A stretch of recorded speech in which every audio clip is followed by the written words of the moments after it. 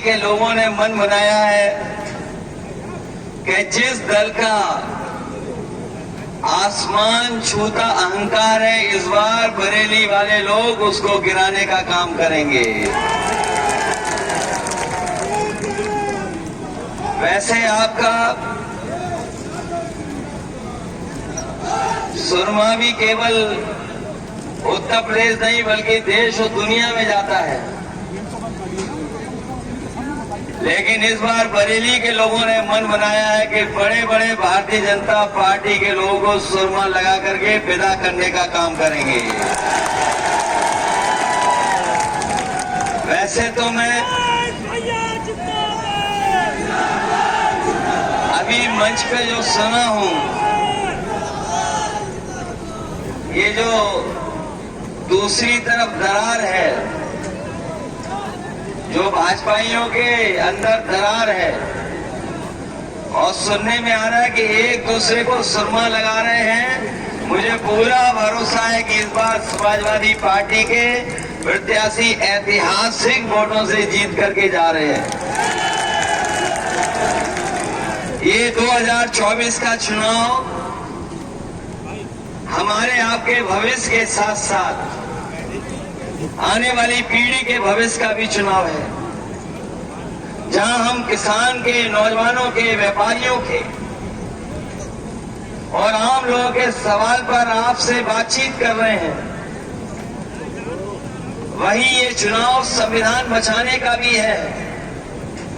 हमारा संविधान बचेगा तो लोकतंत्र बचेगा। कभी इस धरती पर समुद्र मंथन हुआ था, ये 2024 का चुनाव लोकतंत्र का, संविधान का मंथन का चुनाव है। बरेली की जीत को जानते हैं।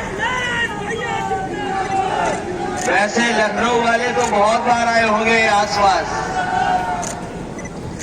लखनऊ वाले तो बहुत आए होंगे आसपास, लेकिन सुना है दिल्ली वाले आए, उन्हें पहले ही जानकारी हो गई, केवल 1 किलोमीटर में घूम करके चले गए। और अब तो दिल्ली वालों की जो फिल्म है, जो कहानी है, वो फ्लॉप हो चुकी है। उनकी कोई झूठी कहानी सुनना नहीं चाहता, और उनके घिसे पिटे जो डायलॉग हैं अब भी जनता में चल नहीं पा रहे हैं। और सुना है कि जो लोग डबल इंजन की सरकार बताते थे, बड़ी बड़ी होर्डिंग लगाई है, उसमें एक इंजन पहले से ही गायब है। ये जो बड़ी बड़ी होर्डिंग लगी होंगी, ये कैसी डबल इंजन की सरकार है जिसका एक इंजन पहले से ही गायब है, और जिसके लिए वोट मांगने आए हैं या वो आ रहे हैं, बताओ उनकी होर्डिंग पे कहीं तस्वीर दिखाई दे रही है आपको? जिनके लिए वोट मांगने आ रहे हैं, तो बताओ कहीं होर्डिंग पे है वो क्या? तो सोचिए वो पहले से ही गायब हैं, और जब बरेली वाले वोट डालेंगे, जो एक हैं वो भी गायब हो जाएंगे। इसलिए हम आपसे निवेदन करने आए हैं। बढ़ रही है, खाद से लेकर के हर जरूरत चीज को महंगा कर दिया। क्या जो सरकार पैसा दिलवा पा रही है, और हमारे किसान से अभी तक गेहूं नहीं खरीदा गया, बाजार में चला गया, अभी भी सरकार के पास कोई इंतजाम नहीं, कोई मंडी बनाने का इंतजाम नहीं, तो कैसे किसानों को रेट मिलेगा? इसलिए हम लोगों ने कहा कि चाहे मंडी खुलवानी पड़े, चाहे संसाधन जुटाने पड़े, चाहे बजट का पैसा का इंतजाम करना पड़े, जहां एमएसपी का कानूनी अधिकार दिलाएंगे, वहीं अपने किसानों का कर्ज माफ कराने का काम भी इंडिया गठबंधन और समाजवादी पार्टी करेगी। और इसलिए क्योंकि इन्होंने बड़े बड़े उद्योगपतियों के कर्ज माफ किए हैं, जो लोग जानकारी रखते होंगे वो जानते होंगे कि 16 लाख करोड़ के लगभग इन्होंने किसानों का लाखों रुपए का कर्ज नहीं माफ किया है। अगर 16 लाख करोड़ बड़े बड़े उद्योगपतियों का माफ हुआ है तो आने वाले समय में आप जिताइए समाजवादी पार्टी को, हम लोग किसानों का भी कर्ज माफ कराने का काम करेंगे। ये लोग जो कह रहे हैं कि विकसित भारत बन जाएगा, खुशहाल भारत बन जाएगा, हम उन बीजेपी के लोगों से कहना चाहते हैं जिस दिन हमारा किसान और गरीब खुशहाल हो जाएगा, जिस दिन हमारा किसान संपन्न हो जाएगा, उसी दिन हमारा भारत भी विकसित हो जाएगा। बिना किसानों के, गरीबों के विकसित किए हुए हमारा देश कहीं विकसित नहीं हो पाएगा। वो भी अंधकार में डाल रहे हैं। हम कहना चाहते हैं नौजवानों से, केवल इन्होंने परीक्षाएं पेपर लीक नहीं किए हैं, बल्कि अग्निवीर जैसी आधी अधूरी नौकरी लेके आए हैं। ये अग्निवीर हम लोग कभी स्वीकार नहीं कर सकते, क्योंकि 4 साल की नौकरी से हमारे देश की सीमाओं की रक्षा नहीं हो सकती। इसलिए अपने नौजवानों से और अपने फौजी भाइयों से कह के जा रहे हैं, इधर आप वोट डालेंगे, उधर सरकार बनेगी और फिर अग्निवीर पर जो व्यवस्था है उसको भी खत्म करने का काम करेंगे। ये तो 4 साल की नौकरी है। ये हमारे खाकी वर्दी पहनने वाले कभी कभी गुस्सा दिखाते हैं, कभी कभी ये लोग भी गुस्सा दिखाते हैं हम लोगों पर। मैंने कहा बीजेपी सरकार अगर आ गई तो अभी तो फौज की हुई है 4 साल की नौकरी, इनकी 3 साल की नौकरी हो जाएगी। और जब ये नौकरी 3 साल बाद करके आएंगे तो फिर हम लोगों के साथ ही रहेंगे लोग। ये पत्रकार साथी पूछते हैं कि बताओ फौज की और पुलिस की आप कैसे कह सकते हो? हमसे सवाल पूछते हैं कई बार कि ये आप कैसे कह सकते हैं कि 3 साल की नौकरी हो जाएगी? मैं उन्हें याद दिलाता हूं कि बताओ किसान भाइयों को क्या पता था कि 3 काले कानून आ जाएंगे? क्या किसान भाइयों को पता था? क्या हमारे फौजी भाई जो रिटायर्ड दिखाई दे रहे हैं, क्या इन्हें पता था कि अग्निवीर व्यवस्था आ जाएगी? और आप बरेली वाले बताओ, क्या आपको पता था कि आधी रात नोटबंदी हो जाएगी? क्या पता था आपको कि आधी रात नोटबंदी हो जाएगी? और यहाँ व्यापारी साथी भी आए होंगे जो जीएसटी देते होंगे, और ये भरोसा दिलाया गया था कि जीएसटी लागू होने के बाद व्यापार आसान हो जाएगा, कारोबार आसान हो जाएगा, सहूलियत मिलेगी। बताओ जीएसटी ने हमारे व्यापारियों को उलझा दिया कि नहीं उलझा दिया? इसलिए हम कहना चाहते हैं, ये भारतीय जनता पार्टी के लोग हैं, अचानक उठते हैं और पता नहीं क्या फैसला ले लेते हैं। इसलिए सावधान रहना। ये खाकी वर्दी वाले भी आपकी मदद करने जा रहे हैं। ये अलग बात है कि जब 100 नंबर चलाया था तो ठीक चल रही थी पुलिस। जब 100 नंबर चलाया था उस समय एकदम ठीक चल रही थी पुलिस, लेकिन जब से बीजेपी ने 100 को 112 किया, इन्हें भी लगा कि जब सरकार ने नंबर बढ़ा दिया तो हमें भी अपना रेट बढ़ा लेना चाहिए। बताओ रेट बढ़ गया कि नहीं बढ़ गया? रेट बढ़ा है कि नहीं बढ़ा है?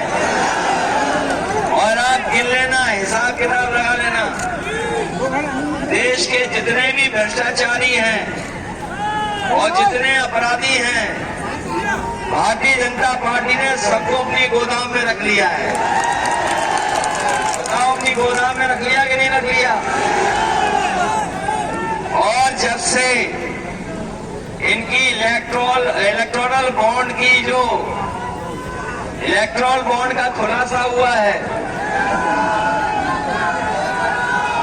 जब से बीजेपी की पोल खुल गई इलेक्टोरल बॉन्ड वाली, तब से बीजेपी का पैंट बच गया कि नहीं बच गया। और जब उन्हें पूछो तो इस गर्मी में उन्हें चक्कर आने लगते हैं और इलेक्ट्रॉल मांगते हैं कि इलेक्ट्रॉल दे दो तभी ठीक होंगे। नीचे कर बेटा, नीचे कर। ये इलेक्ट्रॉल बोर्ड ने नीचे करो, नीचे कर। ये महंगाई बढ़ाई है यार। रोल कर दो, रोल कर।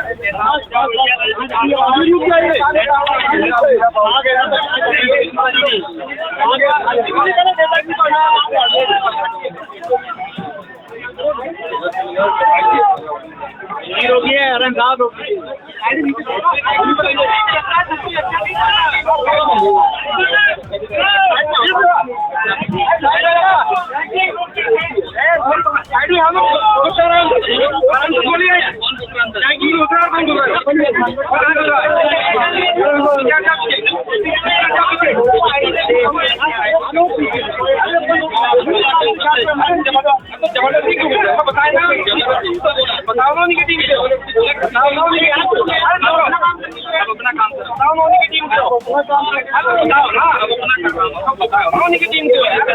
तो बढ़ा देंगे आने तो टीम को तो अरे वीडियो लो, वीडियो वीडियो। आप लोग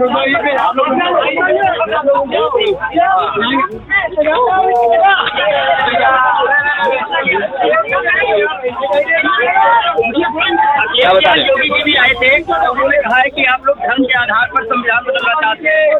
देखिए, पूरा देश जानता है कि भारतीय जनता पार्टी जब सत्ता में आती है तो कोई न कोई जनता के खिलाफ ही फैसला लेती है। और इस बार तो सबसे ज्यादा खतरा संविधान को है। इस बार सबसे बड़ा खतरा हमारे बाबा साहब भीमराव अम्बेडकर जी का दिया हुआ संविधान, उसको खतरा है। इन लोगों ने जानबूझ करके परीक्षाओं को नहीं होने दिया, पेपर लीक हो गया। जो मुख्यमंत्री धर्म और पे बात कर रहे हैं, उन्हें सबसे पहले बात करना चाहिए कि 60 लाख बच्चों का भविष्य इस सरकार ने बर्बाद कर दिया। नौजवानों का एक तिहाई जीवन बर्बाद कर दिया। नौकरियां नहीं, रोजगार नहीं। और बीजेपी ध्यान हटाना चाहती है, लेकिन हम जानते हैं ध्यान नहीं हटाएंगे बीजेपी को हराएंगे। ध्यान नहीं हटाएंगे बीजेपी को हराएंगे। देखिए, जो टिकट बदलना इसलिए बदलना पड़ा कि वहाँ के कार्यकर्ता नेताओं से, कुछ लोगों से सुझाव लिए। ये हमारी पार्टी का इंटरनल मामला है। तुम्हें तो चिंता इस बात की होनी चाहिए कि बीजेपी के एक नेता दूसरे नेता को सुरमा लगा रहे हैं। हमारी तो टिकट बदली है, यहाँ तो सुरमा लग रहा है एक दूसरे को। और बड़े बड़े बीजेपी के सुरमाओं को इस बार बरेली की जनता सुरमा लगा देगी।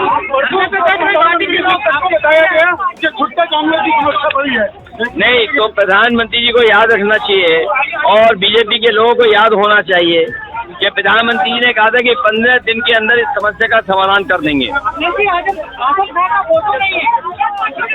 अरे हमारे पूरे पार्टी कार्यालय में फोटो है, तुम्हारी अपनी आंख चेक कराओ। यहाँ हो सकता ना कोई बात हो, लेकिन अपनी आंख चेक कराइए।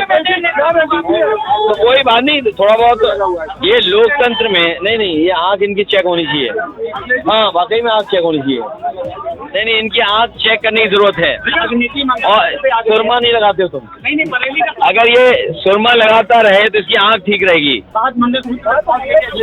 तो भाई जो लोग कह रहे हैं उन्हें क्या लेना देना मंगलसूत्र से?